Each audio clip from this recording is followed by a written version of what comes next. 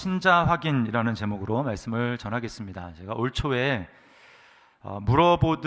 무엇이든 물어보살이라는 그 TV 프로그램 여러분 아실 텐데요. 거기에 박시성을 가진 24살의 남자 청년이 나온 것을 제가 설교를 준비하다가 봤어요. 참 사연이 기가 막힙니다. 고1 때 여자친구를 사귀었는데 고3 때 그 여자친구가 임신을 한 거예요.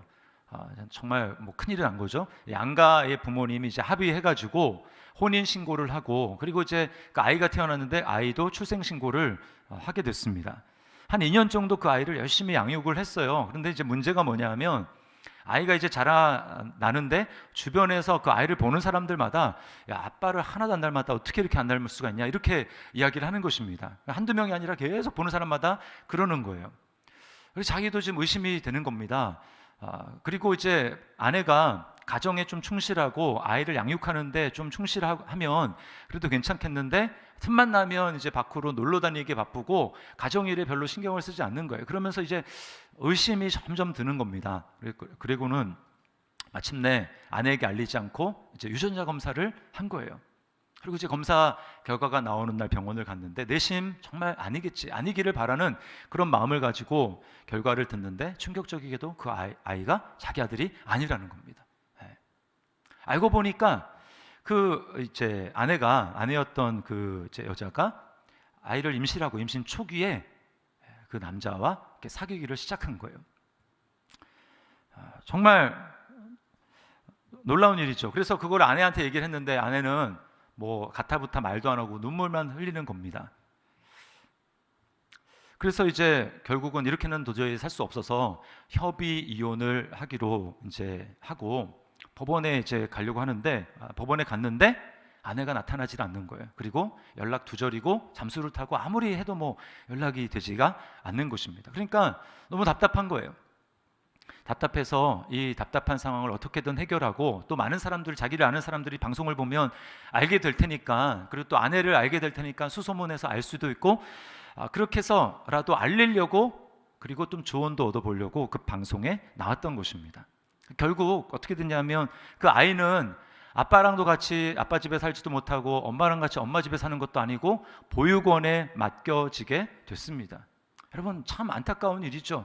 사정은 이해가 되지만 여러분, 제일 불쌍한 게 아이 아닙니까? 애가 무슨 잘못이 있어요?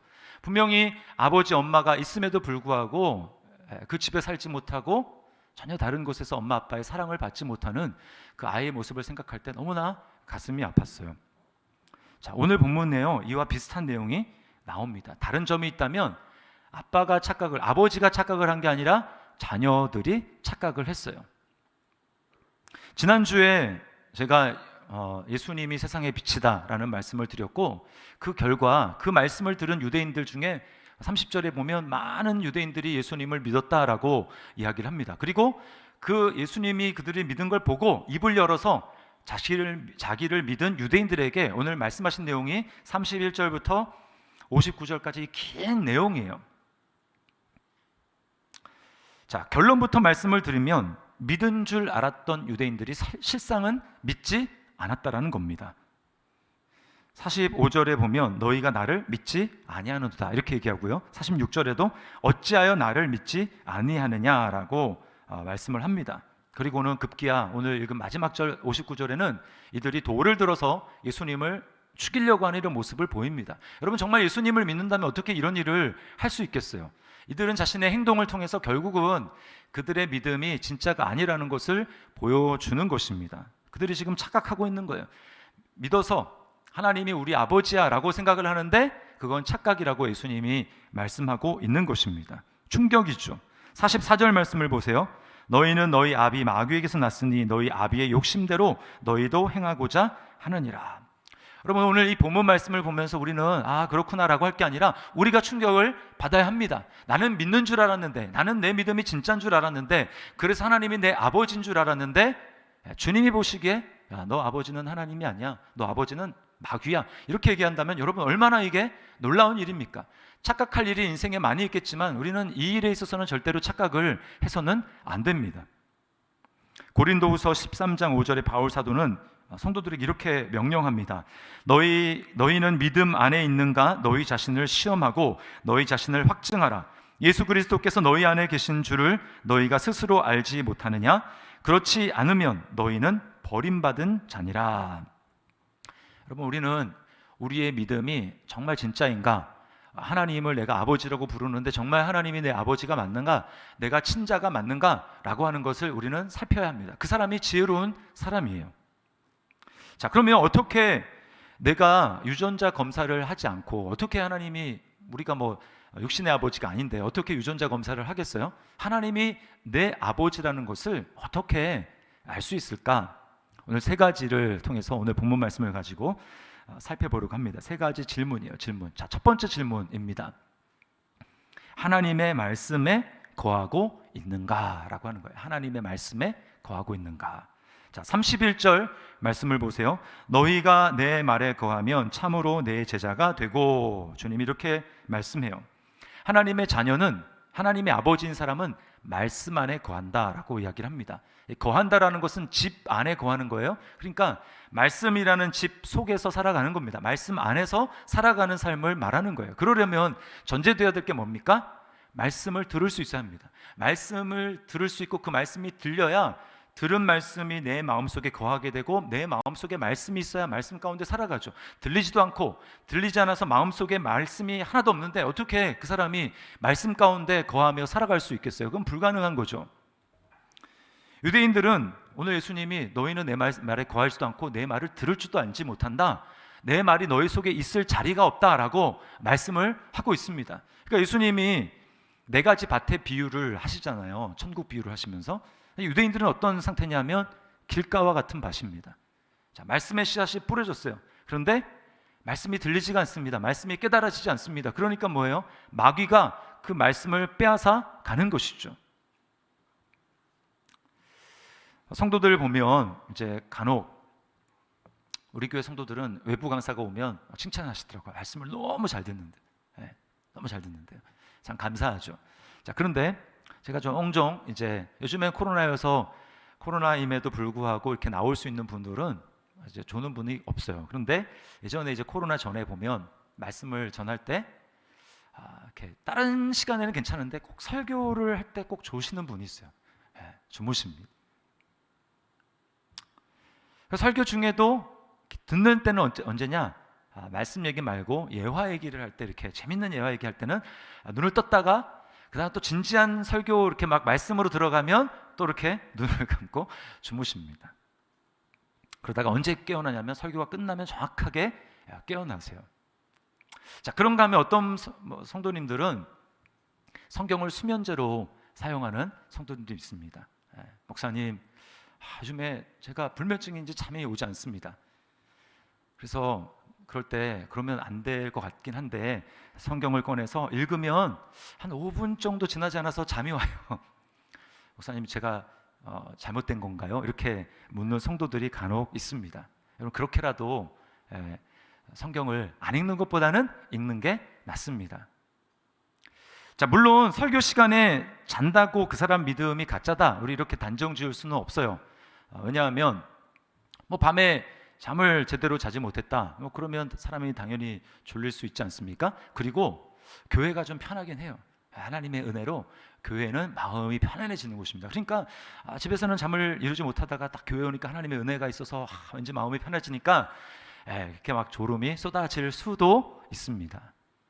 그런가 하면 우리가 인생의 신앙생활이라는 게 늘 뭐 충만하고 그러지 않잖아요. 하나님에 대해서 낙심하고 환경에 대해서 낙심하고 실망하고 그럴 때 우리 신앙의 침체기가 찾아올 수가 있는데, 그때 우리가 하나님의 음성을 잘 듣지 못하고 말씀이 잘 들리지 않을 수도 있어요. 그런데 문제는 뭐냐? 이런 상황이 계속된다, 이런 상황이 계속되는데 그게 별 문제가 없는 것으로 생각하고 있다, 이게 문제라는 것입니다. 여러분 어떻습니까? 요즘에 말씀이 여러분에게 들리고 있습니까? 말씀이 들리고 말씀이 여러분의 마음 가운데 남아있고 그래서 여러분은 말씀 가운데 거하는 삶을 살고 있습니까? 여러분, 하나님의 말씀이 들린다라는 게 무슨 말일까요? 말씀을 들으면서 눈물을 흘렸다. 그러면 저 사람은 말씀이 들리는구나, 말씀 가운데 거하구나, 이렇게 말할 수 있을까요? 물론 하나님이 은혜를 주시면 우리가 때로 눈물을 흘릴 수가 있습니다. 그러나 여러분, 눈물을 흘린다고 곧 그게 은혜를 받았다라는 증거는 아니에요. 제가 초등학교, 지금도 생생하게 기억나는데 한 3학년 때인가 4학년 때, 이제 그때 개척교회를 아버지가 시작한 지 얼마 안 되었을 때입니다. 그때 제가 초등학교인데, 학생 때인데 어른 예배 다 참석했어요. 제가 어른 예배, 수요 예배도 참석하고 다 참석했습니다. 그러면 종종 제가 눈물을 흘릴 때가 있었어요. 그러니까 사람들은 역시 떡잎부터 다르네, 목사들 초등학생인데 어떻게 설교를 들으면서 저렇게 눈물을 흘리지? 라고 생각했을지 모르지만 제가 지금도 기억하는데, 그때 제가 눈물을 흘린 타임은 말씀의 은혜를 받아서 흘린 게 아니었습니다. 그때 아버지가 그 예화를 했는데 충성에 관한 예화였던 것 같아요. 충성, 우리가 충성해야 된다. 그러면서 예화를 든 게, 어떤 집에 불이 났는데, 실제 실화였던 것 같아요. 어떤 집에 불이 났는데 그 주인이 불이 났는데도 불구하고 알지 못하고 그 속에서 자고 있는 겁니다. 근데 그 개가, 그 집 주인이 키우는 개가 그 주인을 구하려고 몸에다가 털에다가 물을 묻히고, 그래서 불을 이제 끌려고 하는 그런 개였다는 거예요. 그래서 결국은 그 개가 주인을 살리고 자기는 죽는, 불에 타서 죽는 그런 거였어요. 제가 그 예화를 딱 들면서 눈물 흘린 거는 그 개가 너무 불쌍해서 눈물을 흘린 거였어요. 그러니까 여러분, 눈물을 흘리는데 자기 신세가 너무 차량해서 말씀에 은혜 받는 것과 상관없이 자기가 너무 스스로 생각하기에 불쌍하게 여겨지고 예화 때문에 울 수도 있습니다. 말씀이 들린다라는 게 무슨 뜻일까요? 그것은 나의 시각이 아니라 하나님의 시각으로 나 자신을 보게 되는 것을 말하는 것입니다. 하나님의 시각으로 나를 해석하게 되고, 또 내 삶과 내 환경, 주변의 환경들이 해석이 되는 거예요. 그게 말씀이 들리는 것입니다. 나는 괜찮은 줄 나는 잘못이 없는 줄 알았어요. 그러나 하나님의 시각으로 말씀을 보니까 내가 죄인이라는 게 깨달아집니다. 내 죄가 깨달아진다. 그건 내 스스로는 절대 불가능한 것이죠. 그런가 하면 내가 지금 환경에 너무 짓눌려가지고 힘들어 있는데, 그래서 불안하고 초조하고 염려와 걱정, 근심이 많은데 하나님의 말씀을 듣는데 상황이 다르게 해석이 되는 겁니다. 내 상황보다 하나님은 훨씬 더 크시고 놀랍고 능력 있는 분이구나, 그거를 새롭게 깨닫게 된 거예요. 그러면서 그 시각으로 내 삶을, 환경을 보니까 환경이 전에는 엄청나게 커서 거기에 짓눌렸는데 이제는 그 환경이 별게 아닌 게 보이는 겁니다. 그러면 어떨까요? 마음 가운데 평안이 찾아오죠. 감사가 있고 기쁨이 넘치는 것입니다. 여러분, 말씀이 들린다라는 것은 바로 이런 의미예요. 제가 지난주에 한 청년의 구원 간증을 듣게 됐습니다. 제가 이제 교제하고 있는 그 교회 목사님, 이제 교회에 새로 이제 등록한 청년의 구원 간증인데, 29살 난 박용현이라는 이제 친구예요. 7월에, 올해죠. 올 7월에 어머니가 말기암으로 이제 하나님의 부름을 받은 그런 청년이었습니다. 그때까지는 해도 그 청년이 예수를 믿지 않았어요. 제가 들어보니까 그럴만 하더라고요. 저도 그랬을 것 같더라고요. 10살 때 부모님이 이혼을 합니다. 아버지를 너무 증오했어요. 그래서 어머니랑 이제 살게 되는데, 그 어머니가 이제 자기가 장남인데 어머니가 이제 남편 없이 그 두 아이들을 키우려니까 얼마나 힘들겠습니까? 그리고 그때는 몰랐는데 나중에 알고 보니까 어머니가 그 시절에 이미 그 시각 장애를 앓고 있다는 걸 나중에 알았어요. 여러분, 얼마나 힘들겠습니까? 그러니까 삶이 항상 팍팍하고 여유가 없는 거예요. 경제적으로도 너무나 쪼들리는 그런 삶을 살게 되는 것입니다. 자, 그렇게 힘들게 사셨는데 어머니가 2년 전에 암 진단을 받게 되었고, 병원에서는 3개월 또는 6개월, 길어야 6개월 이렇게 이야기를 했는데 어머니가 한 2년 정도 그렇게 사신 거죠. 암에 걸리면서 어머니의 모습을 보면서 이해가 안 되는 것이 있었습니다. 하나님이 그 어머니에게 더 큰 은혜를 주시는 거예요. 그래서 암 환자처럼 절대 보이지가 않았고, 암에 걸렸지만 너무나 고통스러움에도 불구하고 그 암을 이제 이겨나가는 그런 모습, 그리고 갈수록 이제 죽음이 임박해 올수록 집 전체가 다 말씀으로 도배되는 겁니다. 말씀을 다 붙여가지고 도배지가 아니라 말씀 구절이 벽면에, 천장에 다 집 전체를 도배하는 거예요. 진짜 말씀 안에 거하는 삶이죠. 그럼에도 불구하고 엄마는 이해가 안 되는 것입니다. 자기가 봤을 때 엄마는 남편 복도 없고 건강 복도 없고 재물 복도 없고 어떻게 정말 하나님이 살아계시면 하나님을 믿는 우리 엄마 삶을 이렇게 힘들게 하고 우리 가정을 이렇게 어려울 수 있느냐? 하나님이 없다, 이렇게 생각을 하는 거죠. 교회 주관으로 장례를 교회에서 정성껏 치러주면서 교회 성도들이 뭐 다 음식 같은 거 다 이제 돈이 없으니까 뭐 상조 이런 데도 안 됐나 보죠. 그래서 교회 성도들이 다 그 봉사를 하고 그렇게 정성껏 장례를 치러주면서 이 청년의 마음이 열린 거예요. 그러면서 어떻게 그 말기암의 고통스러운 그 상황 속에서도 엄마가 그걸 이겨낼 수 있었을까? 도대체 엄마가 믿는 예수는 누굴까? 정말 살아있을까? 이런 마음에 궁금한 점이 있었는데, 그래서 이제 교회의 은혜를 얻고 마음이 열려서 이제 교회 등록을 하고 청년부 모임에 나가기 시작했습니다. 그래서 이제 목사님과 함께, 청년부 목사님과 함께 세 가족 성경 공부를 하는데, 마침 이제 얼마 되지 않아서 코로나 환자와 접촉한 밀접촉차로 분류돼서 이제 2주간 자가격리에 들어가게 된 겁니다. 여러분, 엄마가 이제 돌아가신 지가 얼마 안 됐어요. 마음이 얼마나 힘들겠습니까? 그러니까 이제 목사님이 숙제를 내줬어요. 요한복음을 읽어라. 그래서 이제 자가격리하는 중에 뭐 특별히 할 것도 없고 마음도 힘들고, 그래서 요한복음을 읽기 시작하는 겁니다. 한 번, 두 번 읽는데 여러분, 우리가 요한복음을 읽지만 알 듯 말 듯 하잖아요. 믿어도. 근데 예수님을 안 믿는 친구니까 뭐 이해가 안 되죠. 도대체 이건 왜 그런가 이해가 안 되는 것입니다. 그래도 숙제 낸 거니까, 엄마가 믿었으니까 내가 이제 교회 나가기로 했으니까 읽어보자 끝까지. 그러면서 3번, 4번, 5번째 읽는데요, 자기가 믿으려고 하면 읽는 것도 아닌데 5번째 읽는데 말씀이 갑자기 다 믿어지더래요. 그리고 예수님이 자기를 얼마나 사랑하시는지가 깨달아지면서 온몸에 소름이 돋았다고 이야기를 합니다. 여러분, 이게 말씀이 들리는 거예요. 말씀이 들리기가 시작하는 겁니다. 그 말씀이 들리기 시작하니까, 그러면서 그 다음부터 이제 말씀을 계속 읽는 거죠. 말씀 안에 거하는 삶을 살아가게 되는 것입니다. 저는 그 친구가 확실히 구원받고 하나님이 아버지가 된 하나님의 친자가 맞다고 확신해요. 이게 바로 말씀 안에 거하는 삶인 것입니다. 자, 두 번째는 자기 의를 의지하는가, 예수님의 의를 의지하는가. 여러분, 이건 말씀에 거할 수 있는가, 말씀에 거하지 못하는가의 원인이 되는 것입니다. 원인. 자, 유대인들을 보세요. 지금 자기들이 하나님의 아들이다라고 주장하는 이유가 뭐냐면, 그 근거가 뭐냐면, 우리는 아브라함이 우리 아버지다, 우리는 아브라함의 자손이다, 이렇게 이야기를 하는 것이다. 뭡니까? 혈통, 육체적인 혈통, 우리는 아브라함의 자손이다, 이걸 지금 주장하고 있는 거예요. 안타깝지만 오늘날에도 교회 안에 육체적인 혈통을 믿음으로 착각하는 그런 성도들이 간혹 있습니다. 우리 집안은 5대째 믿음의 집안입니다. 저는 어렸을 때 엄마 뱃속에서부터 교회를 다녔습니다. 우리 친가건 외가건 선교사가 몇 명이고 목사가 몇 명이고 또 장로 권사 다 믿습니다. 그렇게 이야기를 하면서 마치 자기가 그 속에 끼어 있기 때문에 자기도 뭔가 믿음이 굉장히 좋다라는 것을 어필하려고 하는 것이죠. 여러분, 대대로 믿음의 집안이라는 것은 참 귀한 일이에요.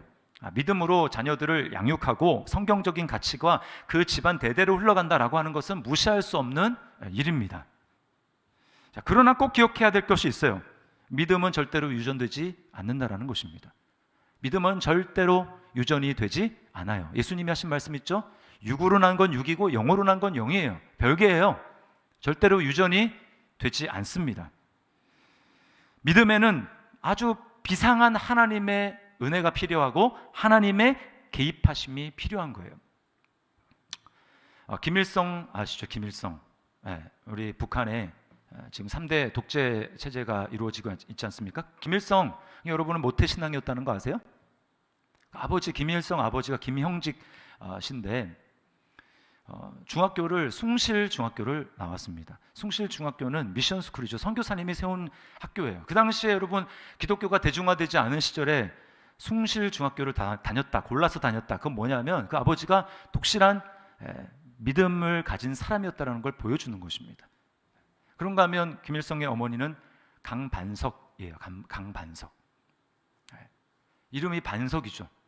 자기 아버지가 독실한 그 장로였다고 합니다. 그러니까 딸의 이름을 베드로처럼 너는 절대 흔들리지 않는 믿음의 사람이 되라, 강반석이라고 지어준 거예요.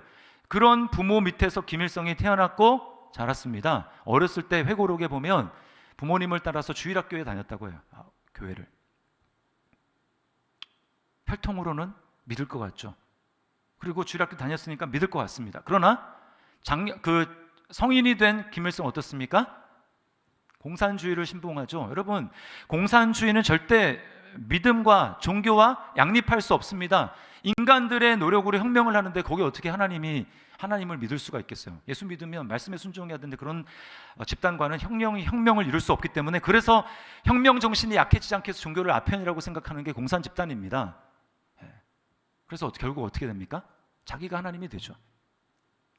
교회와 십자가를 다 철폐하고 집집마다 자기 사진을 걸어놓고 예수가 아니고 하나님이 아니라 나를 믿어라, 나를 아버지로 모셔라 라고 이야기하는 게 김일성 아닙니까? 자기가 하나님이 됐어요. 여러분, 혈통을 의지하는 것은 믿음의 결과와 반대되는 것입니다. 믿음의 길과는 반대되는 거예요. 그래서 우리가 자녀들을 양육할 때 정말 주의해야 됩니다. 주일학교 있기 때문에, 엄마 아빠 다 믿기 때문에 자녀들도 그럴 것이라고 우리 착각하면 안 되는 거예요. 자, 그런가 하면 아브라함의 아들이라고 지금 유대인이 주장하고 있는 것은 종교적인 의를 나타내는 것입니다. 할례죠, 할례. 우리 육체에 아브라함의 자손이라는 표가 있다, 증표가 있다. 그거는 확실한 증거다라고 이야기를 하고 있습니다. 자, 그런데요, 그런 혈통을 중시하고 종교적인 의, 할례를 주장하는 것은 결국 뭐냐? 이것은 하나님으로부터 온 의가 아니고 자기의 의라는 것입니다. 자기의가 뭐예요? 내 쪽에서 뭔가 열심히 했기 때문에 내 쪽에서 포인트를 쌓는 것입니다. 포인트. 그래서 성경을 몇 번 읽었어요. 그러면 스스로 생각하기에, 하나님이 그렇게 생각하는 게 아니고 스스로 생각하기에 자기는 하나님 앞에 포인트를 쌓았다고 생각하는 것입니다. 또 훈련을 받았어요. 훈련. 힘든 그 제자 훈련, 여러 가지 훈련을 받았습니다. 그러면 나는 남들과는 다른 포인트가 정립됐다고 생각을 하는 겁니다. 순장으로, 구역장으로, 또 교회에서 이런저런 섬김으로 섬긴다. 그러면 나는 굉장한 포인트가 쌓여 있지. 여러분, 포인트 쌓은 사람은 결국 뭐 하려고 그 포인트 쌓는 거죠? 바꾸려고. 뭔가 바꾸려고. 내가 포인트를 많이 쌓아놨으니까 어때요? 자, 이제 내 삶에 문제가 생겼습니다. 그러면 이제 그 포인트를 가지고 하나님 앞에 나가는 거예요. 하나님, 내가 이런 포인트를 이만큼 쌓았습니다. 그 중에 일부를 내가 써서 변제를 해가지고 할 테니까, 하나님, 원래는 제가 한 이 정도를 쓰려고 그랬는데 이만큼은 지금 포인트를 쓰는 겁니다. 그러니까 이 문제를 반드시 해결해 주세요. 제가 많이 봐드리는 겁니다 라고 하면서 하나님 앞에 딜을 하고 거래를 하려고 하는 것이죠. 여러분, 자기 의를 앞세우는 것은 뭐예요? 초점이 하나님께 있지 않습니다. 오해는 하지 마세요. 제가 오랜 신앙의 경륜을 무시하는 거 아니고요. 또 어떤 직분, 하나님 앞에 받은 직분, 그리고 봉사, 훈련, 이게 필요 없다고 말씀을 드리는 게 아닙니다. 다 너무나 중요하고 필요한 거예요. 훈련을 받아서 예수님을 잘 알아야 되고, 또 직분을 받아서 주님을 잘 섬겨야 되고, 봉사와 섬김을 통해서 주님의 몸된 교회가 건강하게 아름답게 세워져 가는 것입니다. 그러나 중요한 건 뭐예요? 내 마음이잖아요. 내 마음.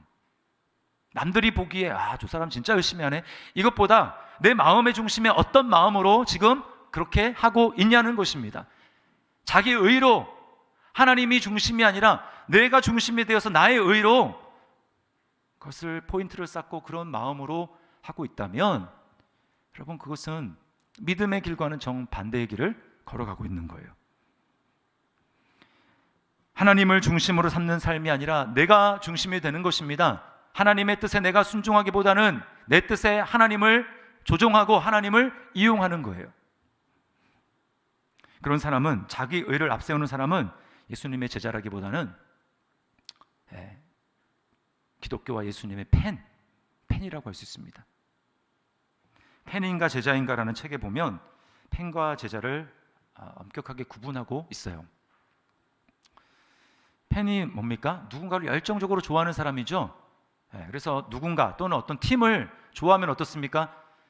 그 팀의 로고가 세워져 있는 그런 티셔츠를 입고 경기장에 가서 열렬하게 응원합니다. 관중석에서. 그러나 절대 하지 않는 게 있어요. 뭡니까? 선수가 돼서 운동장에서는 뛰지 않습니다. 박수치고 환호하고 하는 건 잘하는데 자기는 그냥 관중으로 남아있는 거죠. 그리고 또 뭡니까? 선수에 대해서, 팀에 대해서 막 정보를 줄줄 꿰고 있어도 결국 내가 좋아하는 그 어떤 선수가 될 수 있고 뭐 가수가 될 수도 있고 누군데 그 사람과 나는 관계가 없어요. 개인적으로. 그 가수가 나를 아느냐? 모릅니다. 그 선수가 나를 아느냐? 모릅니다. 내가 그냥 일방적으로 좋아하는 거죠. 그런가 하면 내가 원하는 그 기대가 있는데 그 기대를 충족시켜주지 못한다. 그러면 언제든지 마음이 떠서 그 사람 말고 다른 사람을 팬으로 삼을 수 있는 게 바로 팬입니다. 팬. 언제든지 마음이 옮겨갈 수 있어요. 그러므로 여러분, 팬심은 절대로 믿을 수가 없습니다. 팬은 항상 바뀌는 거예요. 우리 아영이 보면 너무나 그게 명확합니다. 원어원 막 엄청 좋아하고 사진 막 도발을 했었거든요. 근데 어느 순간인가 원어원이 아니라 이제는 방탄이 좋다는 겁니다. 방탄. 그래서 엄청나게 막 앨범도 사고 막 샀어요. 그랬는데 방탄 계속 좋아하는 줄 알았더니 자기 또 방탄 더 이상 좋아하지 않는데요. 그들이 뭐 투마로우 바이 투게더인가 무슨인가 아무튼 그 사람들이 좋다고 또 막 뭐 무슨 사고 막 하더니 그런 줄 알았는데 또 바뀌었어요. 갈수록 이게 좋아하는 기간이 줄어드는 것 같아요. 요즘에 뭐 NCT가 좋대나? 여러분, 혈통과 종교적인 의, 자기 의를 앞세우는 사람은 언제든지 떠날 준비가 되어 있는 것입니다. 언제든지 변심할 준비가 되어 있는 거예요. 여러분 어떻습니까? 여러분은 팬입니까? 아니면 때때로 내 생각은 다르고 실망할 때도 있지만 끊임없이 끝까지 주님을 쫓아가는 제자입니까? 자기 의를 붙드는 사람은 여러분 언제든지 주님을 떠나갈 수 있어요. 하나님을 이용하고 떠나갈 수 있는 것입니다. 마지막 세 번째는 예수님을 사랑하는가 라고 하는 거예요. 예수님을 사랑하는가. 자, 42절 말씀 우리 함께 읽어보겠습니다. 42절 같이 읽습니다. 시작. 예수께서 이르시되 하나님이 너희 아버지였으면 너희가 나를 사랑하였으리니 이는 내가 하나님께로부터 나와서 왔음이라. 나는 스스로 온 것이 아니요 아버지께서 나를 보내신 것이니라. 여러분, 예수님에 대해서 어떤 태도를 취하는가 라고 하는 게 하나님의 자녀인가 아닌가 라고 하는 것을 결정하는 중요한 요소입니다. 자, 유대인들을 보세요. 아버지가 하나님이다, 우리는 아브라함의 자손이다 라고 하면서 결국은 어떻습니까? 예수님을 욕보이죠. 신성 모독을 하고 있는 것입니다. 당신 귀신 들렸다 이렇게 얘기하고 또 돌을 들여서 치려고 하지 않습니까? 여러분, 예수님이 누구예요? 하나님 아닙니까? 하나님에 대해서 지금 그런 태도를 취하면서 자기들은 믿고 하나님의 아들이래요. 하나님의 자녀래요. 여러분, 하나님의 자녀란 예수님을 사랑하는 사람입니다. 자, 저를 따라하시기 바랍니다. 예수를 믿는다는 것은 예수를 사랑하는 것이다. 네, 여러분, 믿음과 사랑을 분리하지 마세요. 성경은 절대 그렇게 얘기하고 있지 않습니다. 예수님을 믿습니까? 그 사람은 예수님을 사랑하는 거예요. 로마서 8장 28절 우리가 잘 외우는 암송 말씀 있지 않습니까? 네? 하나님을 사랑하는 자, 곧 그의 뜻대로 부르심을 입은 자들에게는 여러분이 하나님의 뜻대로 부름을 받아서 예수님을 믿게 되었음을 여러분 믿습니까? 왜 이렇게 대답이 없어요? 여러분, 하나님의 뜻대로 부르심을 받은 사람 맞습니까? 네, 아멘. 그렇다면 뭐예요? 하나님을 사랑하는 사람이라는 거예요. 하나님의 뜻대로 부르심을 받은 사람과 하나님을 사랑하는 게 분리되는 게 아니라는 것입니다. 예수님을 믿었지만 예수님을 사랑하는 정도는 아닙니다. 이게 있을 수가 없는 거예요. 예수님을 믿는다? 그 사람은 예수님을 사랑하는 것입니다. 바울 사도가 이걸 명확하게 얘기해요. 고린도전서 16장 22절 우리 같이 읽습니다. 시작. 만일 누구든지 주를 사랑하지 아니하면 저주를 받을지어다. 우리 주여 오시옵소서. 또는 우리 주께서 임하셨도다. 네, 우리 주여 오시옵소서. 누구든지 주를 사랑하지 않는 자는 저주를 받을지어다. 이거는 협박이 아닙니다. 협박이 아니에요. 예수님을 믿었다라는 것은 예수님을 사랑하기 때문에 여러분, 근데 예수님을 사랑하지 않는다? 그럼 뭐예요? 예수님을 믿었지 않았다는 것이고, 예수님 아닌 다른 것을 선택하는 것이고, 그 결과는 뭐예요? 그에게 예비되어 있는 운명대로 그의 운명이 결정지어진다라고 하는 것입니다. 여러분, 사랑의 대상은 절대로 둘이 될 수 없어요. 세상도 사랑하고 예수님도 사랑할 수는 없습니다. 돈도 사랑하고 예수님을 사랑할 수는 없어요. 왜요? 세상과 예수님은 반대편에 서 있기 때문에 그래요. 반대편에 서 있는데 자기가 착각하는 겁니다. 나는 돈도 사랑하고 예수님도 사랑하고. 그럴 수가 없어요. 예수님을 믿는다라는 게 뭡니까?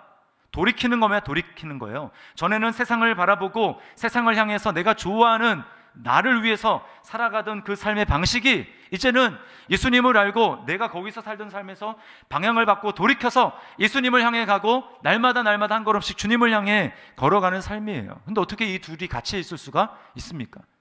불가능하죠. 세례가 그거를 말하는 거예요. 세례. 저는 이제 장로교 교리를 참 좋아하고 장로교를 다 좋아하는데 딱 하나 이 세례만큼은 침례로 좀 했으면 좋겠다라는 생각이 있습니다. 너무 명확해요. 그 메시지가. 침례를 하게 되면 어떻습니까? 이제 그 침례를 하는 목사가 그 침례 받는 성도를 이렇게 탕 속에 들어가거든요. 이렇게 그 탕 속에. 그러면 이렇게 팍 물속에 집어넣습니다. 그러면 이제 꼬르륵 하는 거 숨을 참겠죠. 그 자체가 뭐냐면 물에 완전히 잠겨서 죽는다라는 것을 말하는 것입니다. 하나님을 사랑하지 않고 세상을 사랑하던 나의 옛사람이 죽었다라는 거, 죽었어요. 자, 그리고 다시 일으키죠. 일으킬 때 뭐예요? 이제 나는 하나님을 사랑하는 그리스도 안에 새로운 존재, 새로운 피조물로 내가 예수님과 함께 살아났습니다 라고 하는 것을 그 세대를 통해서 보여주는 것입니다. 아까 말씀드렸던 그 청년, 암으로 어머니를 떠나보냈던 그 청년은 예수 믿기 전에 돈이 우상이었죠. 돈이. 그럴만하죠. 돈에 지긋지긋하게 당했으니까 절대로 나는 이제 그런 삶을 살지 말아야지. 그러니까 돈이 우상이 된 것입니다. 돈을 좋아하고 인간관계도 금전적으로 별로 이득되지 않은 인간관계는 아예 맺지도 않고 모든 게 다 돈이에요. 돈. 그런데요, 예수님을 알고 예수님을 믿게 되니까 예수님이 돈보다 좋은 거예요. 예수님이 너무 좋은 거예요. 그래서 이렇게 고백을 합니다. 이제 저의 주인은 예수님입니다. 은혜롭고 정말 감사합니다. 복음을 전하는 삶을 살겠습니다. 하루하루 저를 어떻게 쓰실지 너무 기대가 되고 너무 행복합니다. 예수님을 사랑하는 사람이 된 것이죠. 하나님의 진짜 자녀가 된 것입니다.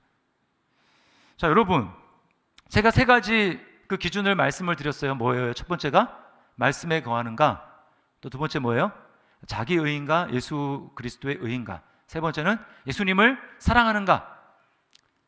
여러분, 우리가 이런 삶이 아니었습니다. 유대인들을 보세요. 유대인의 모습이 우리의 모습이었어요. 유대인들은 착각하면서 예수님을 미워하고 하나님을 사랑한다 생각했지만 그들은 하나님을 미워하고 하나님과 원수된 관계에 있었습니다. 예수님을 돌로 치려고 하는 그런 모습 속에서 그들이 하나님을 어떻게 생각하고 있는지가 잘 드러나는 거예요.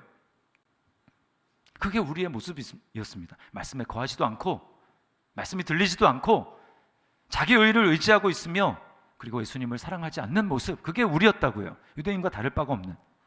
그런데 여러분, 어떻게 우리가 말씀이 들리고 말씀 안에 거할 수 있고 또 내가 내 의가 아니라 예수 그리스도의 의를 의지할 수 있으며 더 나아가서 예수님을 사랑한다고 고백할 수 있는 그런 사람이 됐습니까? 주님이 우리를 먼저 사랑해 주셨기 때문에 그런 거예요. 저는 오늘 이 마지막 절인 59절 말씀을 제가 묵상하다가 참 은혜가 됐습니다. 여러분, 지금 하나님이신 예수님에 대해서 귀신 들렸다, 돌로 친다, 여러분, 이게 말이 되는 지금 태도입니까? 근데 더 웃긴 건 예수님의 태도예요. 그랬으면 어때요? 여러분, 이렇게 무시를 당하고 자기가 지금 하나님인데, 자기가 지금 심판자인데 자기에 대해서 지금 말도 안 되는 그런 태도를 보이고 있는 이들, 너무나 여러분, 속된 말로 싸가지가 없지 않습니까? 그럼 어때요? 심판해야죠. 적어도 심판까지는 아니더라도 뭐 팔다리를 하나씩 좀 부러뜨려 가지고 본때를 좀 보여야 되지 않습니까? 어디서 지금 버릇없게. 그런데 예수님이 어떤 반응을 보이세요? 숨어 힘없는 자처럼 주님은 숨어서 그 자리를 피하셨다고 말씀을 해요. 힘이 없어서가 아니죠. 왜 그렇게 하셨습니까? 나에 대해서 그렇게 나를 죽이려고 하고 나에 대해서 모욕을 하는 너희까지도 내가 사랑한다. 그 주님의 마음을 보여주시기 위해서 주님이 참으시는 거예요. 끝까지 참으셨습니다. 그리고 결국은 십자가에서 그들을 위해서, 자기를 위해서 못 박으라고 소리 지르고 그런 자들을 위해서 주님이 자신의 생명을 내어주신 거예요.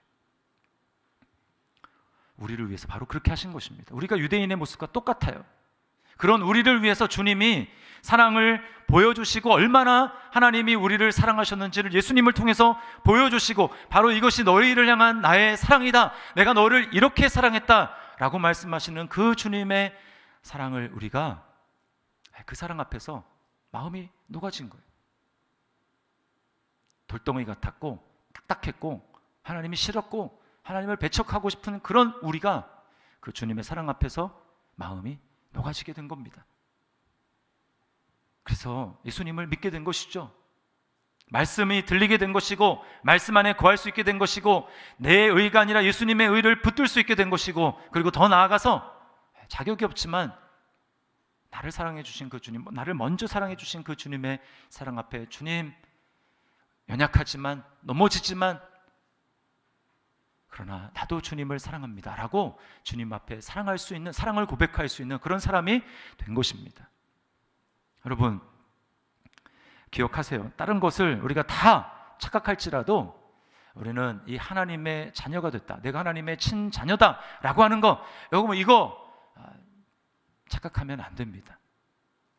오늘 말씀을 기억하시고, 주님, 제가 이제 주님의 사랑을 다시 한번 기억하면서 제가 말씀 안에 거하고 말씀 가운데 거하는 그런 삶을 살고 내 의가 아니라 예수님의 의를 붙들며 예수님을 사랑하겠습니다. 여러분이 침체 가운데 잠깐은 말씀 안에 거할 수 있지 않고 또 자기 의를 붙들고, 우리가 죄인이니까 우리는 자주자주 그런 일이 있죠. 그러나 그것이 계속되어서는 곤란한 것입니다. 미루지 마시고, 여러분 오늘 우리를 사랑하신다고 말씀하시는 그 주님 앞에 돌이키시고 회개하시고 다시금 말씀 가운데 거하는, 주님을 사랑하는 하나님의 자녀들로 살아가는 저와 여러분의 삶이 될 수 있기를 주님의 이름으로 축원합니다. 우리 말씀을 기억하면서 주의 음성을 내가 들으니 사랑하는 한단 말일세, 믿는 마음으로 주께 가오니 나를 영접하소서. 우리 구주의 넓은 사랑을 측량할 자 없으며 주가 주시는 참된 기쁨도 헤아릴 수 없도다. 우리 이 찬양, 우리의 고백을 담아서 우리 하나님 앞에 찬양하도록 하겠습니다. 조금만 느리게 쳐주세요.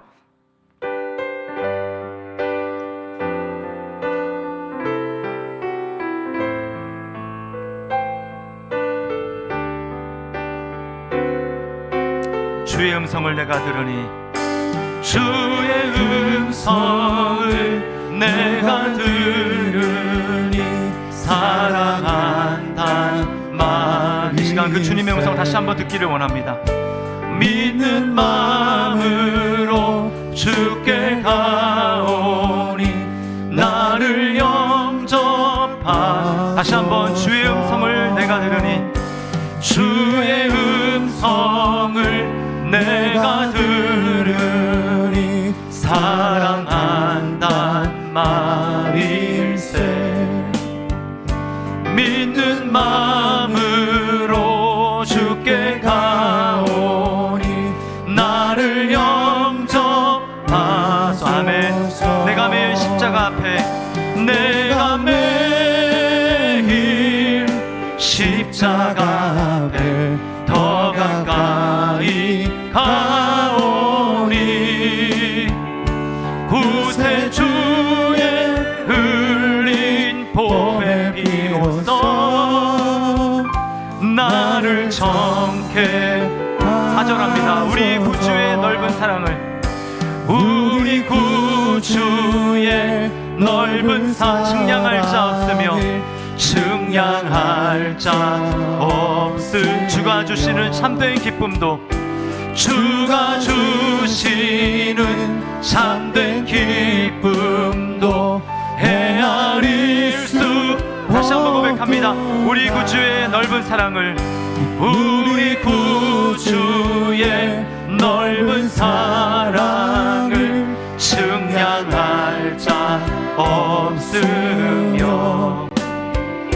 주가 주시는 참된 기쁨도 헤아릴 수 없도. 아멘. 내가 매일 십자가 앞에 더 가까이 가오니 구세주의 흘린 보혈 피로써 나를 정케. 내가 매일 십자가 앞에, 내가 매일 십자가 앞에 더 가까이 가오니 구세주의 흘린 보혈 피로써 나를 정케. 우리 주님 앞에 사랑을 고백합니다. 사랑합니다 나의 예수님, 사랑합니다 아주 많이요.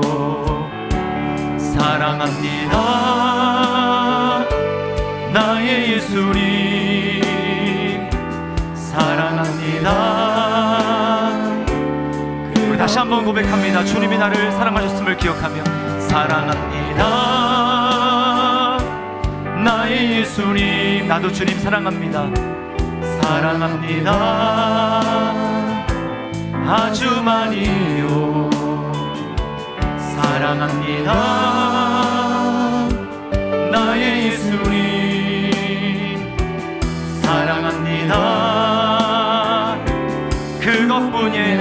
사랑한다고 말하는 우리에게 주님 말씀하십니다. 사랑한다 아들아, 내가 너를 잘 아노라. 사랑한다 내 딸아, 내게 축복 더한. 사랑한다 아들아, 사랑한다. 이 시간 주님의 그 음성 듣기를 원합니다. 내가 너를 잘 아노라. 사랑한다 내 딸아, 내게 축복 더하노라. 우리 시간에 말씀 기억하면서 함께 기도하기를 원합니다. 여러분, 말씀 가운데 거하고 있습니까? 말씀이 하나님의 음성으로